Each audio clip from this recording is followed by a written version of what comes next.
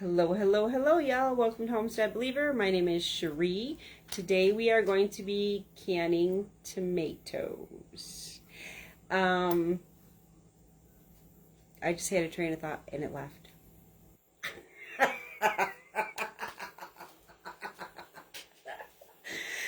Well, today we're going to be canning tomatoes and I'm just going to get right into it. So I've done the majority of the... Oh, I know what I was going to say. I started a live before, but of course, you know, the Book of Faces decided to drop me. So if it gets paused again or drops again, I will have to restart, so I apologize. Anyways, I've done the majority of the tomatoes thus far. Mr. Solomon is at my feet. What are you doing? Oh, okay. Oh, he's got a toy this time. He picks up everything. I've done the majority of the tomatoes. I think I have like 7 left. So we'll just finish peeling and coring and dicing, and then we will proceed from there. So put your seatbelts on because I'm going to swing you around so you can see what I'm doing on the table here. So what I have here is, this is the peels and the cores. I have a bowl over here. And I'm sorry, I did not put my microphone on because I didn't charge it. I have a bowl over here. This is the tomatoes in the cold water. And then I have a bowl here of all the tomatoes that I have diced thus far. So my equipment is a knife, a bench scraper, you will see why. And I have bowls, I have jars in the canner. I did forget to put some hot water on. Hold on a second. I'm going to put some water on, you guys. I forgot.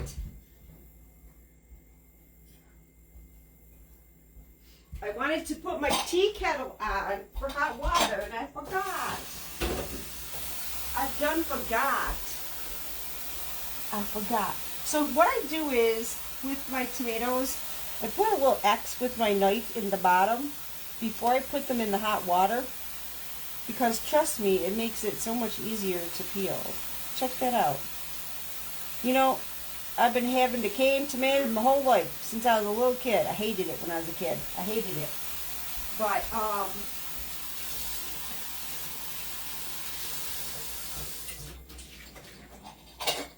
I sure wish... Ooh. Oh, there he goes again. There goes that puppy again. I sure wish I knew that trick a long time ago. So, I used to even cut the core out of the center. A little slippery. I used to cut the core out of the center, and then as I grew into an adult, I realized if I just quarter it, I can cut the core out easier. So, I am dicing these. You can quarter them. You can can them whole. I think Roma tomatoes whole would be good. But, I'm dicing them because, generally speaking, I like diced tomatoes in anything I cook anyways. So, it just makes life easier in the long run.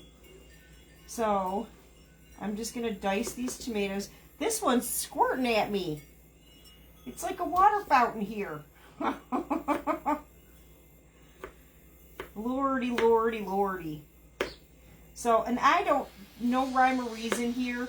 They're doing a little construction on the house behind me, so if you hear that behind me, I apologize. If you're on and you hear it and it's distracting, let me know. I can close the door. It's a very nice day, perfect day here for canning. It's like in the mid-70s, nice sunny day. It's breezy, so... It's just a nice day, so it's a nice day to open up. And I don't know if y'all can see. I'm just chopping these up, just dicing them, kind of finely, but no rhyme or reason. I'm just chopping them. And in the past, I have done these with tomato and basil, but I decided that I just want them plain because sometimes I don't want tomato and basil in my recipe. And I did the marinara sauce. So if I want some kind of seasoning, I'll just use the marinara sauce because I put seasoning in the marinara sauce. I put fresh oregano from that I grow outside. I put fresh basil in there. Onions, garlic, that kind of stuff in my marinara. So if I want something with a little zhuzh, I'll just use that. But for this, I like to use these in, I don't know, like soups and stews. Example, I like to make stuffed cabbage or stuffed pepper soup, and I like to use the diced tomatoes in there. I'll tell y'all. Now, I've been canning tomatoes since I was a little kid. I remember standing there, my mom would have 2-3 bushels of tomatoes, and we'd be doing this for an entire day. My family always called this stewed tomatoes. That's what my family called it. But my mom also quartered the tomatoes. But now, when you look up stewed tomatoes, because I did in my canning book, it's it has like spices and celery or something in it, and like that. What is that? So I guess I'm new to that, because that's not what, I don't know. These were stewed tomatoes when I was growing up, so I don't know when they were quartered. When my mom quartered them. See, we got little spots. Did you get some? You want some out? Not yet, honey. So, just finishing up these last few tomatoes. And this so-called scrap is not going to go to the trash. Wait. Which one did you put in? That one? This one? Yeah. Okay. I wanted to take the ones that were cooler out. Okay. Well, I should probably put cold water in here. Yeah.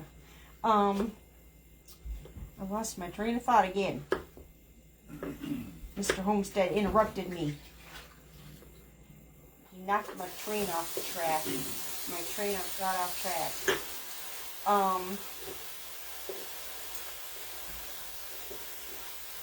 Snoop. I don't remember what I was saying. For Pete's sakes. The last thing I heard was your mother used to quarter them. Oh yeah, my mom used to quarter these. I like them diced because I think for anything that I'm using them for, I don't want big hunks of tomato in my stuff. I just prefer my tomatoes diced. And you know, I just look at it this way. You could buy a can of diced tomatoes in the store. So why not just can them yourself?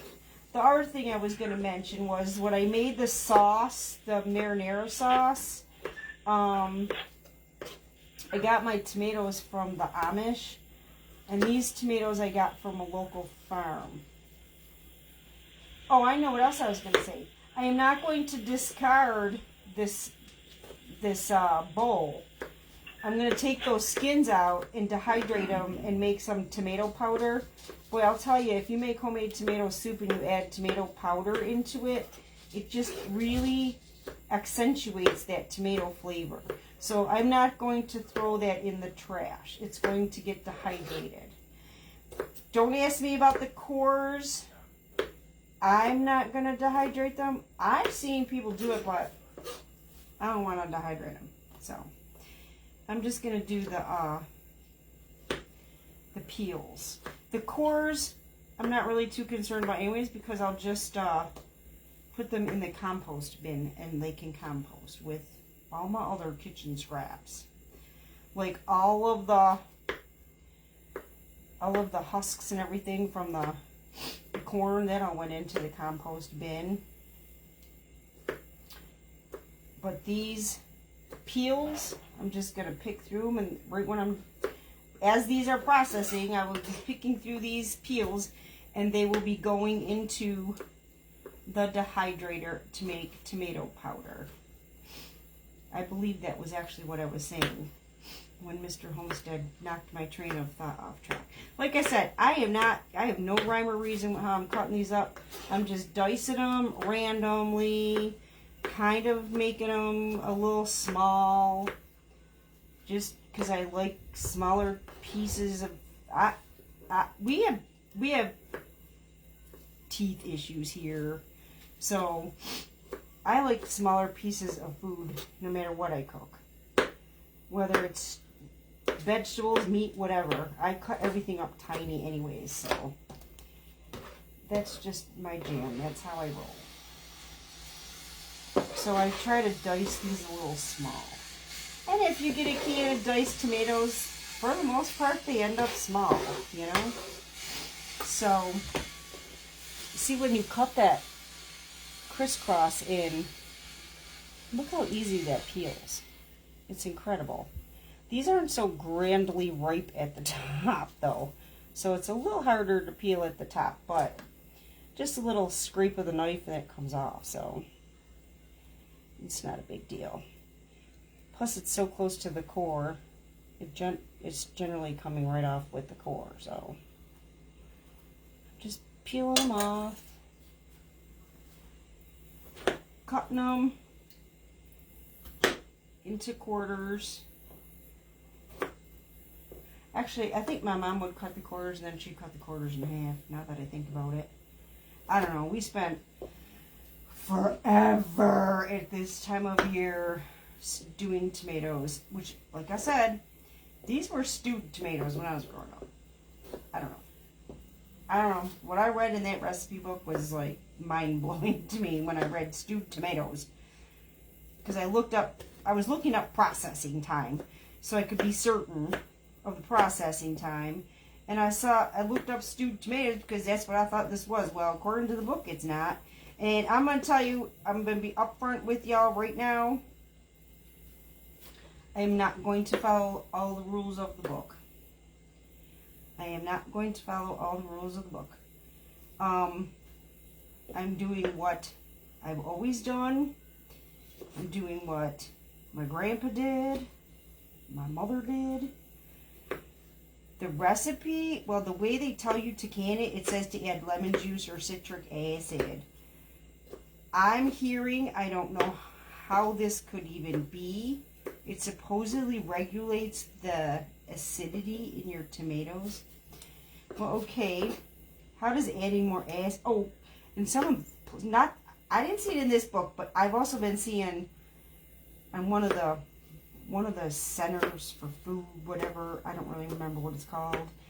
They were saying, listen to me acting like I know it all when I don't even remember the name of the canning thing. Save Canning for the United States, whatever. One of them places said to add vinegar. Can you imagine what that tastes like in your food, in your tomatoes? Yuck. So, I don't add it. Do I add salt? Yes. I don't know why I add salt. I just think tomatoes need salt. So I add salt. But, and I don't even add a ton of salt. But I don't add any extra acid to my tomatoes. I really can't wrap my head around that. And I'll be honest with you guys, I haven't canned tomatoes in probably 5 years. I just ran out of tomatoes. And my tomatoes were fine, and I never added citric acid or lemon juice to my tomatoes. I've never done it. They also tell you to add lemon juice or butter or whatever to your jam. Why? To get the foam off. Let your jam sit for a moment and your foam comes off. I've never had a problem with that either. So I can't fathom adding butter, all that junk to my jam either. I'm a purist, y'all. I'm a purist. I like to keep my food as pure as I can. You know, just like when I made the marinara sauce, I didn't use that Mrs. Wages mix. A lot of people use it, and I'm not saying that it's a bad idea. I'm a purist. And if you do it, that's good. If you like it, that's good. Your kitchen, your rules. But I like to do things as as close to how Grandma did it as possible. Let's just say it that way. And they didn't even have those things when I was growing up. So you had to make things from scratch. And I literally boiled and boiled and boiled my marinara sauce so that it was nice and tender, and like the tomatoes got nice and tender, and it was nice and just all the flavors married together well. And you know, just if you're gonna do it that way, just plan on doing it for a couple days. Who cares? Yeah, I lost some sleep, but I don't sleep well anyways, so no biggie. This is probably mundane for y'all to watch, and if you're watching this on YouTube, I'm sorry. I just repost my lives from this social media platform. So if you're bored, fast forward through it, because I don't use any editing tools. I keep it real and raw.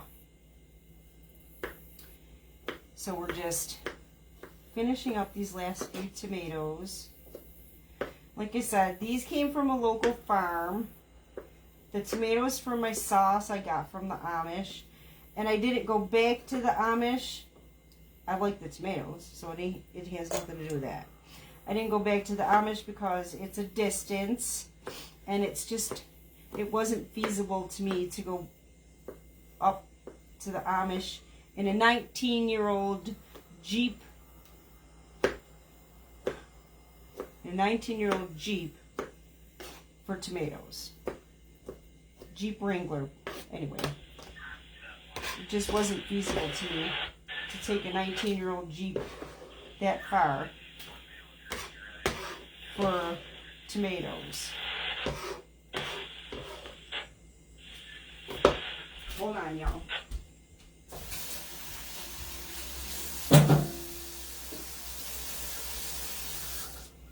I forgot to turn that off. Sorry about that. No, it was not the radio. It was not music. Check this out, y'all. Not all of them are doing this, but most of them are peeling this easy. And I put them in the water. I figured I wasn't even going to do tomatoes on a live, but because I figured if anybody's canned any vegetable in their life, it's probably tomatoes. But I thought, oh well, for somebody who has never done it before and wants to try it, I guess you can watch. I put these in boiling water. As far as the amount of time, it honestly varies by the size of the tomato. These probably were near, I don't know. Just watch your tomatoes and you'll notice that they start to wrinkle. They get like wrinkly. And as soon as they start wrinkling, put them in ice water. I just put I don't know, half dozen ice cubes or something in the water, and that's how I cool the water off. Mr. Homestead just used cool water, but that's okay because it had ice cubes in it. So, but, and the water that I have boiling on the stove is the water that, I don't know if y'all can see with this here. I just thought of that. Sorry about that. That's what you top it off with. This is considered raw pack because I'm not cooking them. There are methods of cooking your tomatoes. And I will read some of the things out of the ball canning book, and I'm going to read the newer ball canning book because it has newer information. But I recently got the newer ball canning book. My other one was, it's so old that it was falling apart, and then I discovered when I went for it the last time that it needed to be taped together, not because it was falling apart. I try to get as much of this natural juice in there because more natural juice, less water that you have to top it off with. But I went to get my book and realized Mr. Solomon chewed my canning book. So I had to tape the front couple pages back together in there. No big deal. It didn't do anything. Like it's not information that I absolutely need anyways, so it wasn't a big deal. But ooh, this one's a ripe one. Huh. This is a red one. Very red.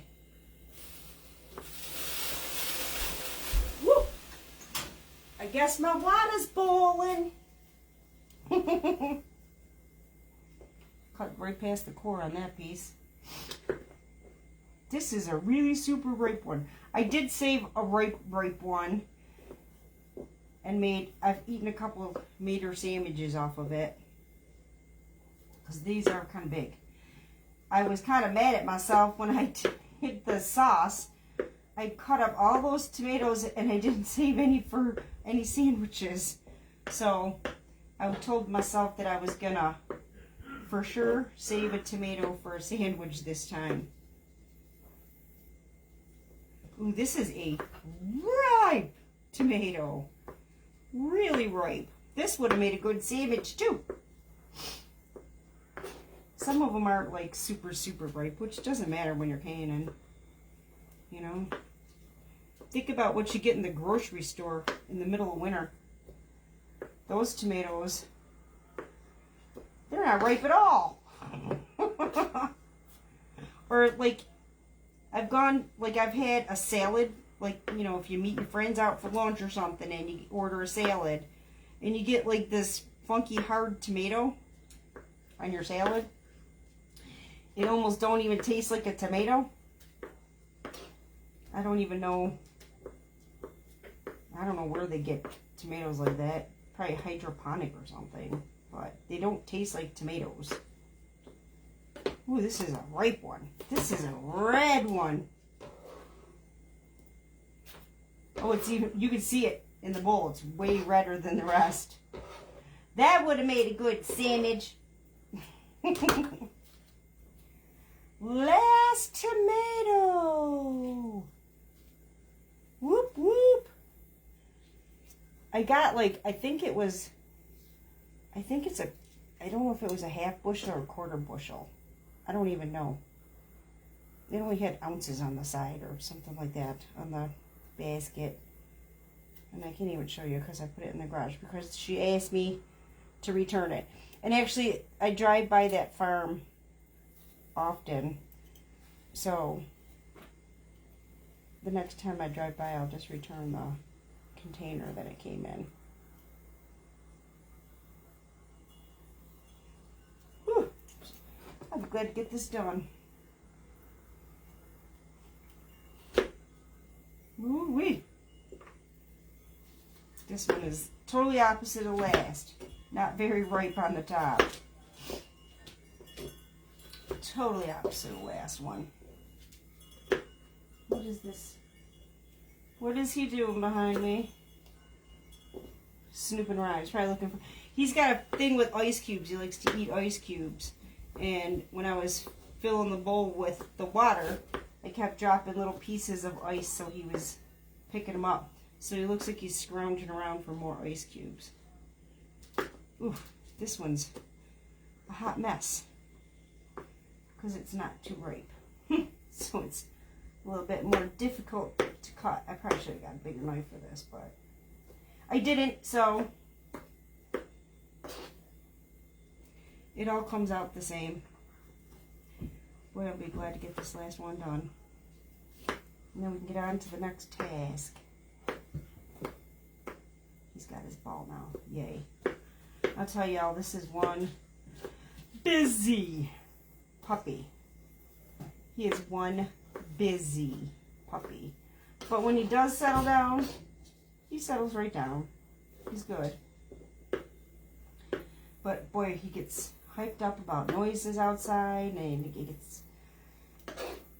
he gets hyper focused on it, and he doesn't want to come in. So then I'm out there, my poor neighbors, yelling at him, Solomon, Solomon, Solomon. Solomon Isaiah.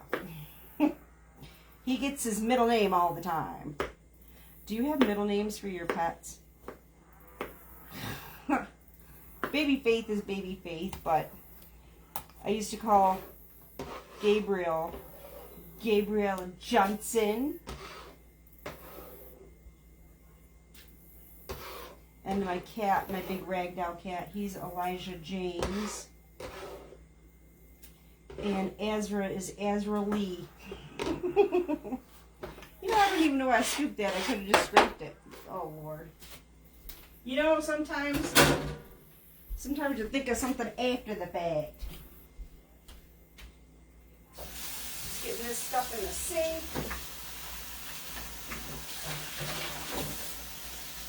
Rinsing my hands off.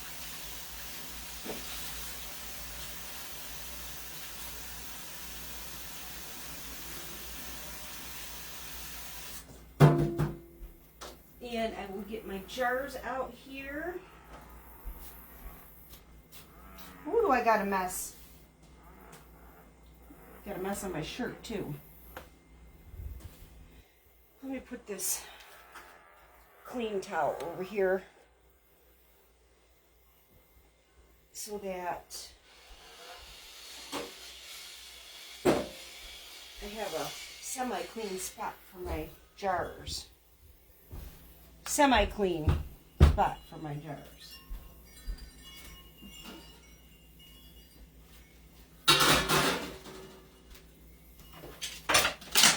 Whoa! Oh. Dropped all my stuff.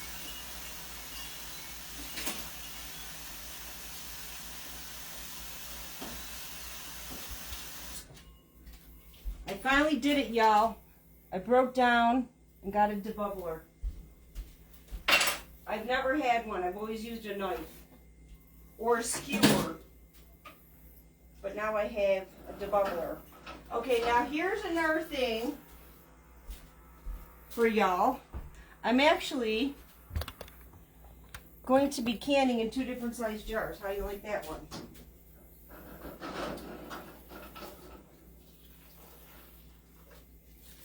I decided I wanted some pints and some quarts. I didn't want all quarts this time.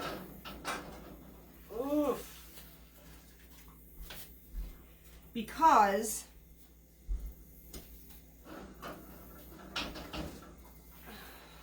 I hate getting these big quarts out. These things make me a nervous wreck because they're big and they're cumbersome.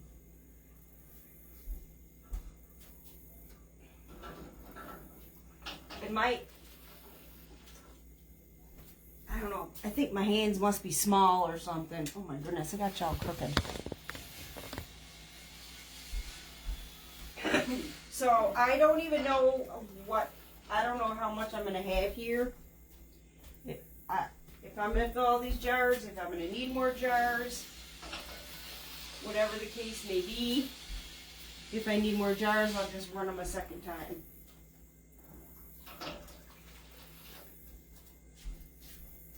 So what I decided was,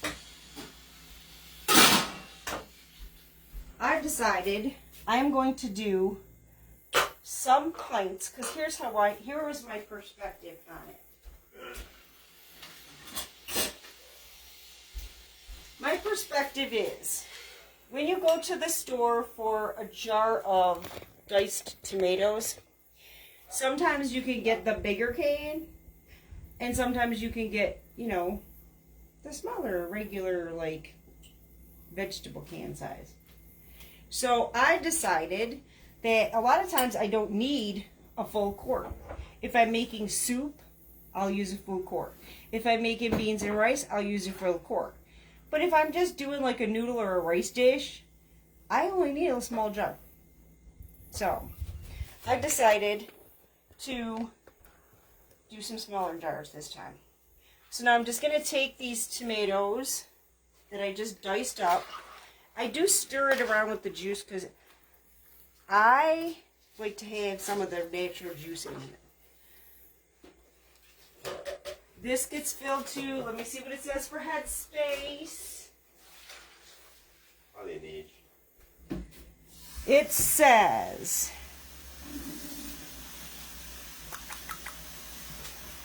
da da da.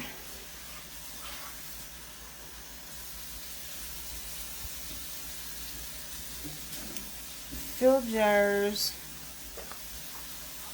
Yeah, citric acid, lemon juice, no. Negative, no. I'm not doing it. I will add salt. Half-inch headspace. So, my handy-dandy little debubbler has the marks on it, if I can read it. Alright, this right here is 1/2. This dot. So if I hold that,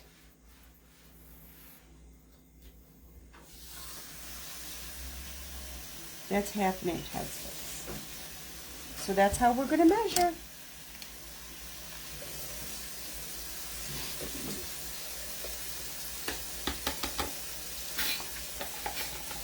And actually, I'm just going to put the tomatoes in, and I'll probably top it off with water.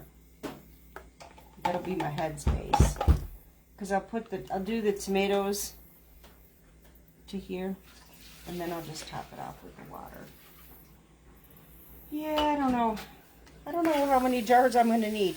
You know, it's hard to predict, you know, how many jars you're going to need by a container of them.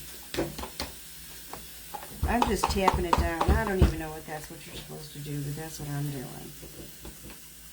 How do you like them apples? Probably not supposed to. I think I got too many tomatoes in this jar.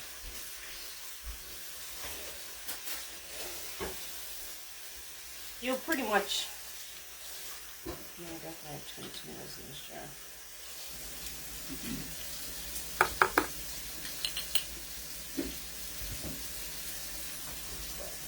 You'll pretty much figure out... I mean, I could just use the debuggler and get them down, but I don't want like a ton of space in there where I could put some tomatoes.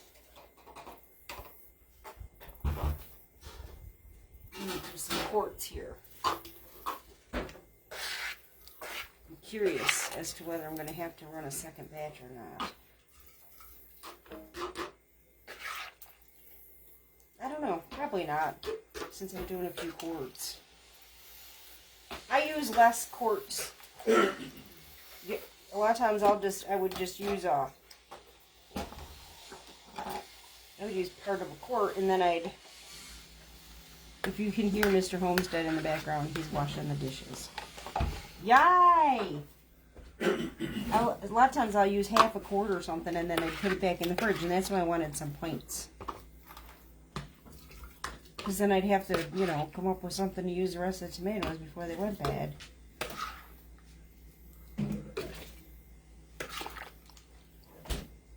The other thing, when I was growing up, my mom would just put them tomatoes down in there. She'd slice them right over the jar and stuff them down in there. So that's why I think, I don't know, that's why I think it's fine to have the juice in there. Some people I noticed have been straining the juice. I want the juice out of my tomato. It adds flavor to your food. And it also, when I make beans and rice, the juice helps cook up them rice. No, I'll get it, because you always get the white thing, and I don't like the white thing. It's too much vinegar. Another tip or trick for y'all. I have noticed I've been putting vinegar in my water for my jars, okay? I got too many in here. If you put too much vinegar in your water, it pits your rings. So if you ever noticed that your rings are getting pitted, that's a possibility as to why. This might have a little too much too. I don't know. Nope, it's going down. Oh, I don't know. I don't know, guys. That's a lot for 2 jars. We shall see. I might have to do a second run here. Or we'll be having something with tomatoes in it. I can make beans and rice. Because I do put fresh tomatoes in my beans and rice sometimes. If they're seasonable. If they're seasonable. This one? No, that's the white one that you don't. You know the jars? No, hold on. Up here in the bowl? That That one. one? The biggest one there. Thanks. Yeah, guys, I got extra tomatoes, that looks like. I don't know if it's enough for a second run, though.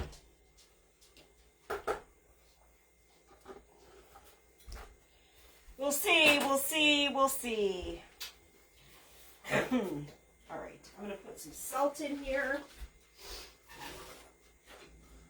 A teaspoon for the large and a half a teaspoon if I can Down. find it for the smaller. So you use a teaspoon of salt for the quarts and a half for the pints. My faith. And it kind of looks like I could probably put a little bit more in here.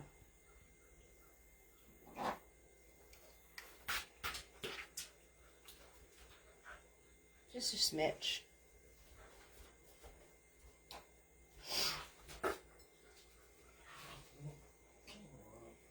Leave her alone. See, he is something. I'm telling you, this puppy is something. So I'm gonna put. Oh, and this is kosher salt. You either use canning salt or kosher salt. You can use sea salt. I don't put sea salt in certain things. I do use sea salt in my canning, okay? But I don't use it in certain things because I don't want the minerals to cloud my stuff. So I won't, a lot of times I don't use the sea salt. Now this example, I don't use the sea salt in my pickles or my pickled things like the pickled peppers because I want my juice to be clear. So I'm just going to fill this with hot water here. And I'll use my handy dandy debubbler and go down the sides. And we'll make sure that we have it at the proper plate here with the addition of the water. We'll just flip it over. Looks like it needs a smidge more. Woohoo! I touched that. A smidge more water here. There we go. There we go. So, I'm going to try to keep track of what I did here. Add some water. Deep bubble. Debubble, debubble, debubble. It definitely needs a smidge more water. Just a smidge. Yep.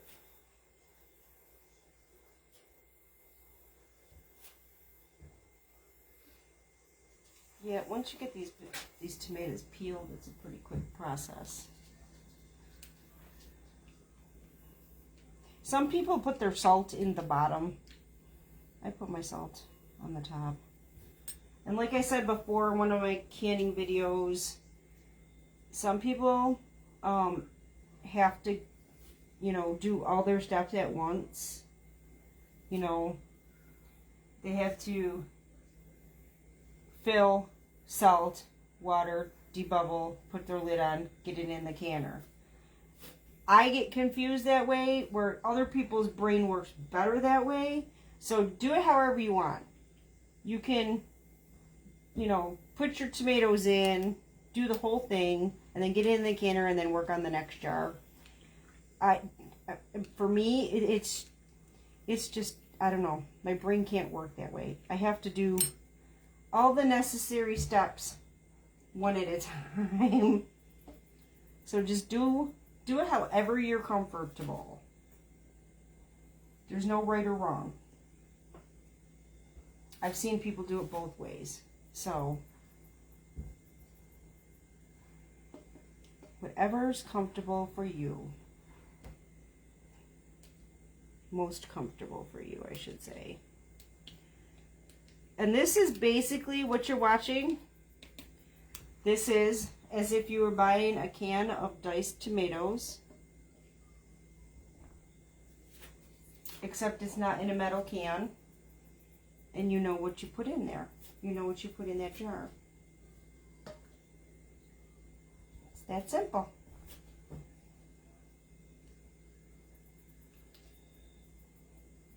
It's just home processed with no metal taste. I gotta tell y'all, I have a real hard time eating anything from a can anymore. There's not much I eat from a can. Let me check this. Nope, that's at the level. I get the gist of like kind of where the line is visually. And then when I double check, I end up being spot on. Like I said, this is raw pack. And once I get these in, I'll explain to you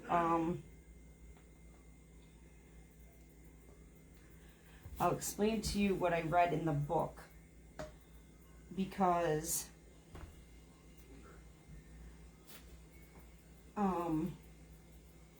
it's not to me, it was not familiar the way that I have been taught to do this, and I'm pretty much doing what I was taught to do. So the only thing I looked up was the processing time, because I kind of suspected it, but I wasn't 100% certain.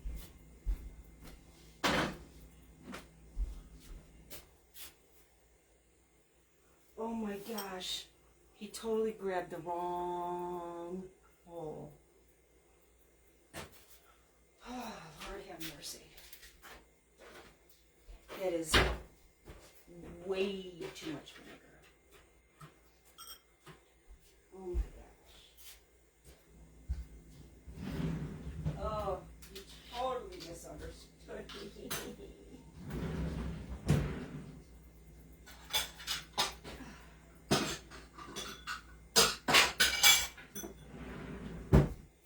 All right. Lord have mercy. We're going to put some of that back in this jug.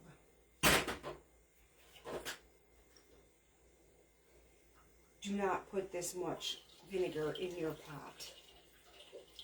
Do not. This is a 1 cup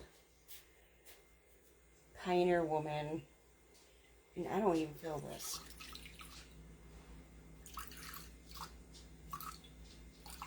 I could probably use the half cup, but I like this base. I use it to clean my jars, and then I dump the rest of it into my, that is a lot. Oh my goodness, that was a lot. If you put that much vinegar in your pot, you are definitely going to have a problem, people. You will definitely have a problem. You'll have some serious pitting going on.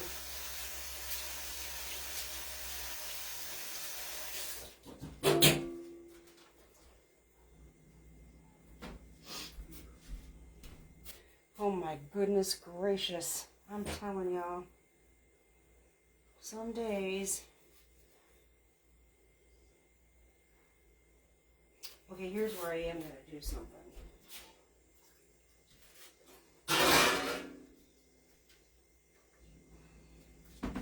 gotta get some of this water out of here.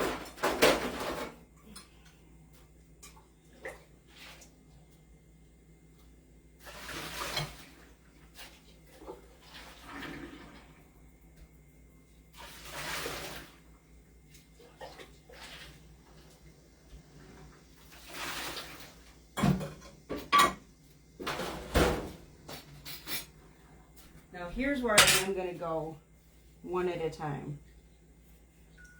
And this is just recent with me. I thought I felt a bump there. Always check your rims. Always check your rims. Wipe it good with the vinegar.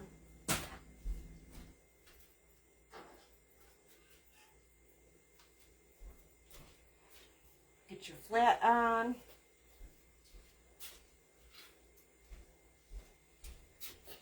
And your ring.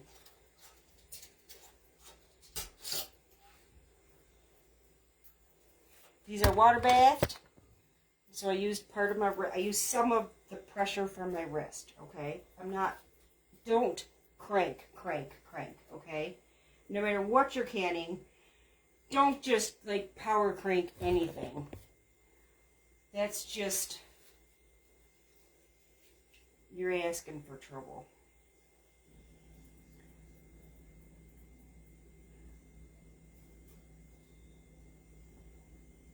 Oh, it's the seam. I'm like, is that chipped? It's the seam. Wipe your rim, get your flat.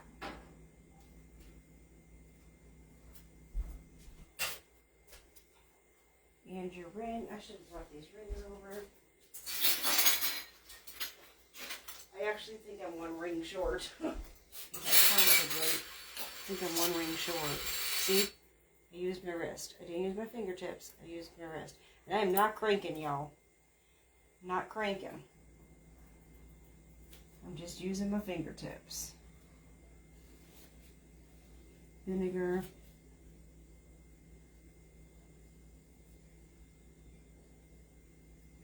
See, and I do turn the paper towel because I want to make sure that my rim is as clean as possible. And I use a new paper towel for each one.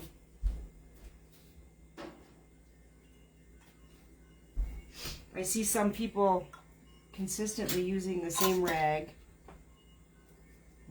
Yes, I said rag, like a wash rag, whatever you want to call it.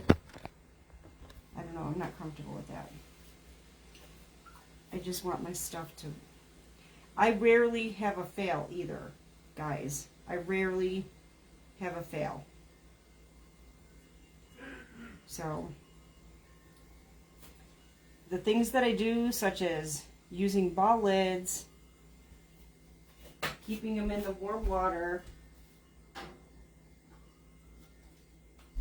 So far, this has worked consistently for me with very little fail. So, I just feel comfortable consistently doing the same thing. I can can hundreds of things in a year. Hundreds of things in a year. And maybe one, possibly two might fail. And a lot of times I end up knowing what I did. So, because I'll do it sometimes and I'll be like, oh, I forgot to. I immediately know. And then I'll have a fail. So, I just stick with what's working. A lot of people are saying not to put your lids in water. The one thing I will say, your lids as far as your flats. No matter what, wash your flats out of the box. Something I learned, wash your flats. Recently I saw something on one of my flats and I thought, holy moly. I was washing them, of course, but you don't know what's running around them factories, and I even the bottom of one of the jars I got out of a box. I was shocked. Brand new jar that I had just taken out of a box. Yeah. So, whoo, my hands are slipping. I gotta get one more flat, put one more ring.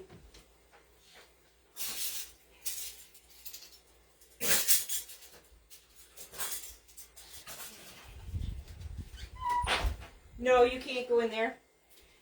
Mr. Troublemaker thinks I'm getting the broom so he can chase it. I don't know, if I do a few pints, I might have enough for another round. I might can the rest.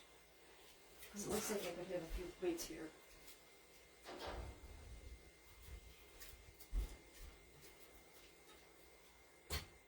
Okay, so we got all of these done.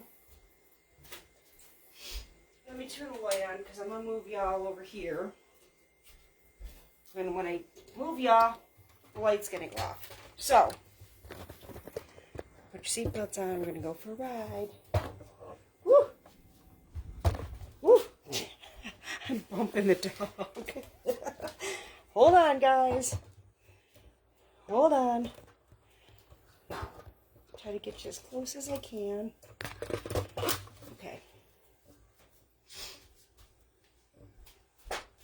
So my water, I put hot water in these, so these are considered hot. The pan is hot. I don't know. My opinion is this is too hot compared to my jars. I want to make sure my water in my pan is about equal to my jars, and I think this is too hot, you guys. I don't want no explosion. It's making me uncomfortable. So I'm gonna put some filtered cold water in here because I'm not comfortable with it. This is super hot compared to my jars. My jars are warm, but this is super hot. I'm not comfortable. I don't want an explosion. It makes me uncomfortable.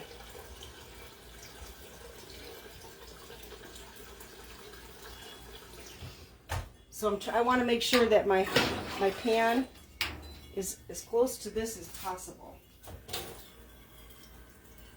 As close to my jars. Remember, if you have cold water, cold product, cold jars, but you gotta just kind of make sure that, and I'm using filtered water because this was boiling. Let me see how this feels. See, that still feels way too hot to me. I don't like it. It's still too hot for me.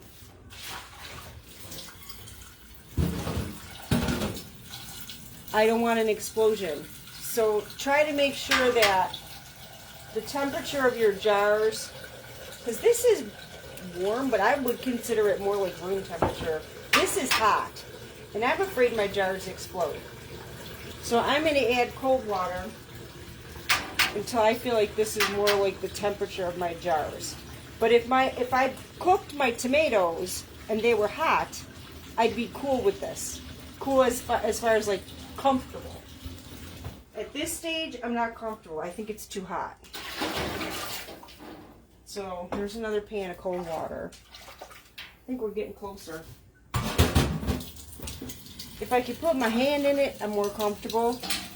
But right now, it's just a little bit, it's pretty darn close.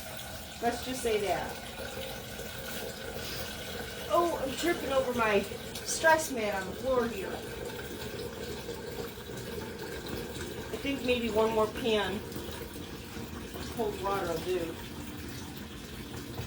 And then it should be more like it.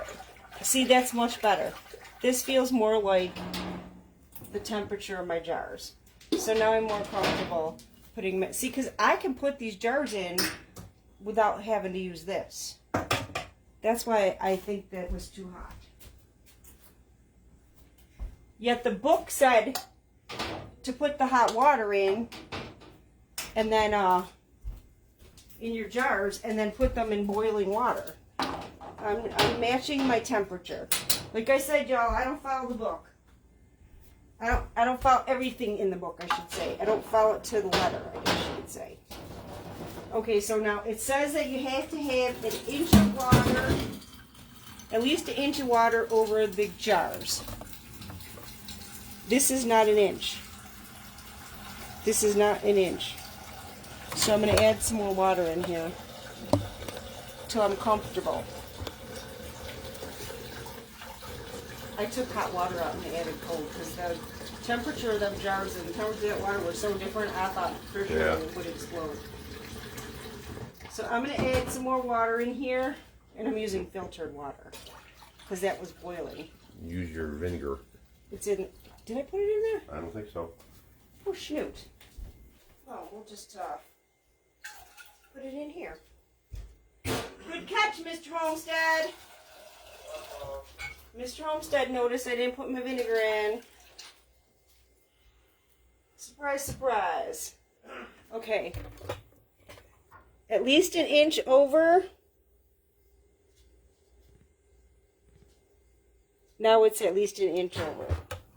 Okay? I could use my measuring thing to measure, but I can tell you, I cut hair for years. I know how much an inch is. I know how much an inch is. Okay.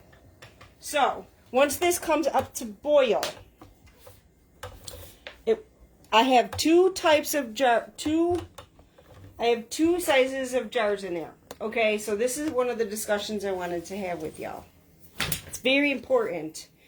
When you do process, you can process two different sizes of jars at the same time, but you have to process them for the longer period of time.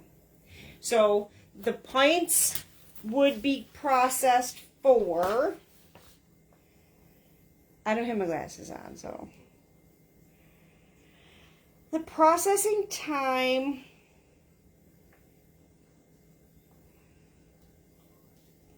I think, yeah, for quarts is 45 minutes and pints is 40.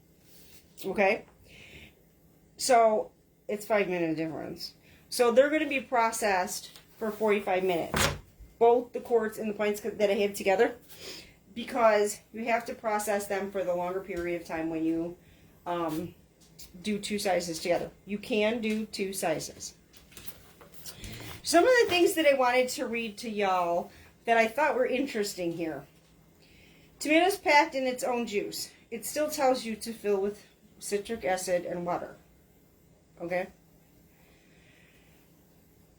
But then it tells you to cook them. I've never done that. So then it tells you with the raw pack, bring water to a boil, cook, simmer, and keep hot. And that's all it says. What water?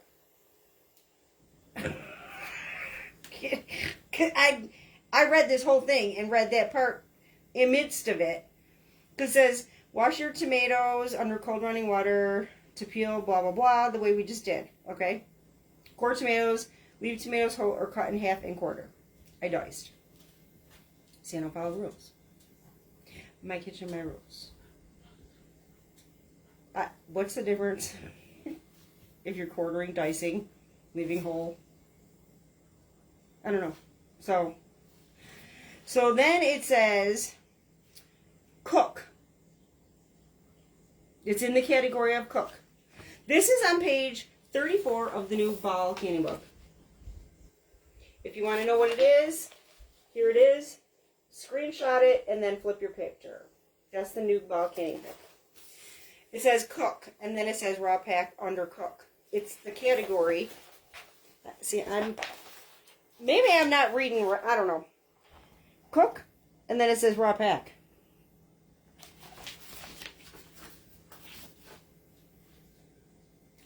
That's contradictory to me. I don't understand it. So anyways, it says raw pack, bring to boiling water.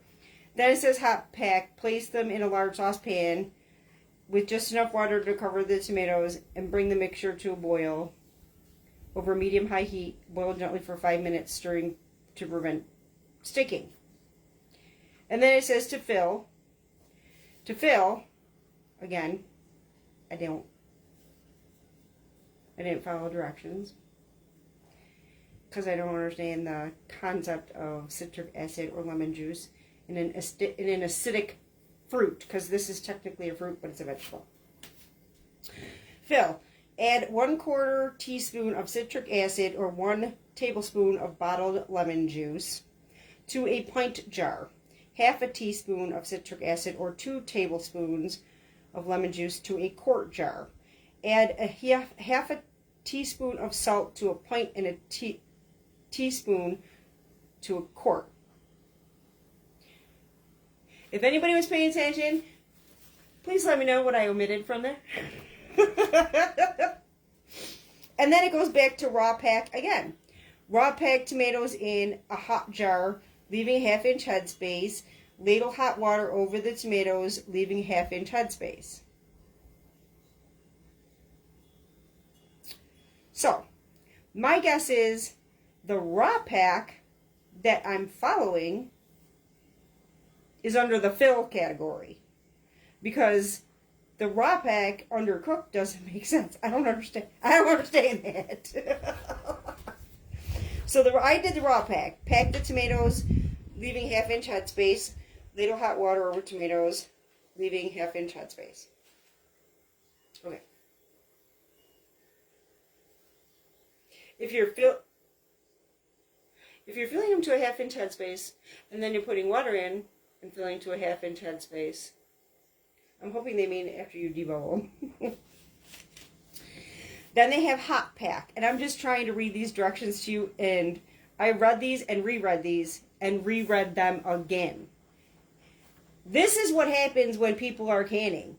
This is why it's so difficult and challenging for so many people, because the Centers for Canning, which I can't remember what it centers for the USDA Centers for Canning. It's probably named in this book, but I don't recall off the top of my head. They're the ones who make these rules. And when you read these books, people who are just starting out doing this are going to do what I do. I'm not worried because I have done this my whole life, and I'm cool with it. Like, what I do, I'm cool with it. It's worked my whole life. But for a newbie who gets this book, I can see how people get so confused, overwhelmed, and don't want to do it.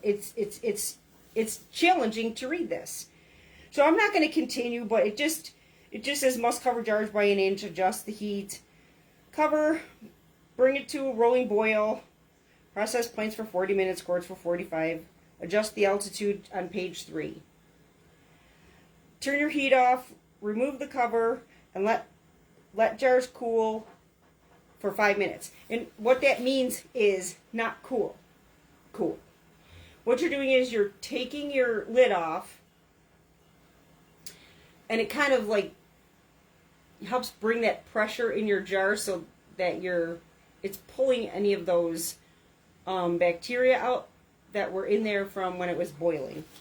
That got in, you know what I mean? Like it helps with the seal, I guess you could say. And I'm reading directions, and I'm not explaining it very well, and I apologize for that. If you have questions, I'll be able to answer them later. I'm just one of them people that when I think on the fly, what goes on in here doesn't come out here the way it should. So, turn off the heat, remove the cover, let cool for 5 minutes, let stand for 5 minutes is what it should say. Remove jars from canner and do not re-tighten lids if loose. Important. Cool for 12 hours, check seals, label and store jars. Check seals. Check seals, things that are left out of this, okay? Check seals, remove your rings. If your jars didn't seal, pop them in the refrigerator. You got a week or 2 to use them. Do not store your jars with the rings. If somebody gets a gift from me, which, don't come at me, because I've been seeing somebody is getting sued for gifting canned goods.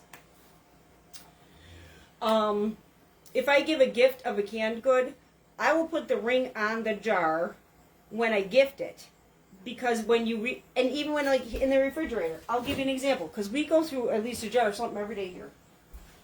Okay. Relish. When it's stored, it is stored without this ring. It's been open for a while, obviously.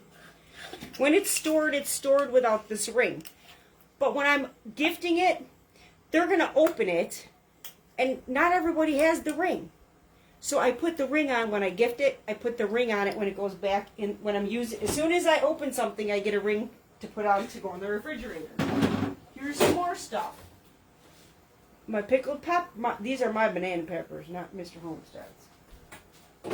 These are Mr. Homestead's from last year. These are habaneros. See, the ring. You need the ring. So, when I'm storing my canned goods, I store them without the ring. That way you will know immediately if you are getting a false seal. If your lids come off and you have no ring on it, you're going to know that your food has spoiled because the lid's not on it. The flat is not on it. When you have the ring on it, that can unseal, reseal, and that's where you can get sick. Store your food without the rings. Always, always, always store your food without the rings. That way you'll know if you have a false seal. Another important piece of information. I don't know if I've discussed it before, but I think it's important to discuss it. So, that is not mentioned in the book either. It just says to store and market and blah, blah, blah. Which, yeah, I write on everything what it is and when it was made. But take your rings off. I read something in one of the canning groups, and I thought it was the perfect way to describe our rings. The rings we use on our canning jars are for the process only. They're not an engagement ring. They're not a commitment. So I thought that was a really good way to explain it. I think I covered everything. If y'all have any questions, please drop me a comment in the comment section. If you're watching this on the Book Face, you leave a comment. Give me a thumbs up, a like. If you're watching this on YouTube, thank you for sticking it out. This is a live from a previous, it's a previous live from another social media platform. So, like I said, thank you for sticking with me if you stuck with me. And if you didn't want to watch the whole process, you could always use your little finger and fast forward. I also wanted to ask y'all, and I will ask it in a post on the Book of Face, do you guys want to see me prepare a meal? And I would do a quick meal. Do you want to see me prepare a meal using the food that I can? If you would like to see me prepare a meal using the food that I can, drop me a comment below. Let me know that you would like that. I would just do like a quickie, put something together kind of meal, you know. But I just recently canned meat. I've canned the tomatoes. I've made sauce. We did peppers. I've been canning like ba-doop, ba-doop, ba-doop, ba-doop, ba-doop. So if you want to see how I use this food that I can, drop me a comment and let me know. And I will either do a short, I'll do a quick live, I'll show you how I use the food that I can. So I thank you all for being here. I wish you all peace, blessings, and love. And I will see y'all in the next video. Thank you guys.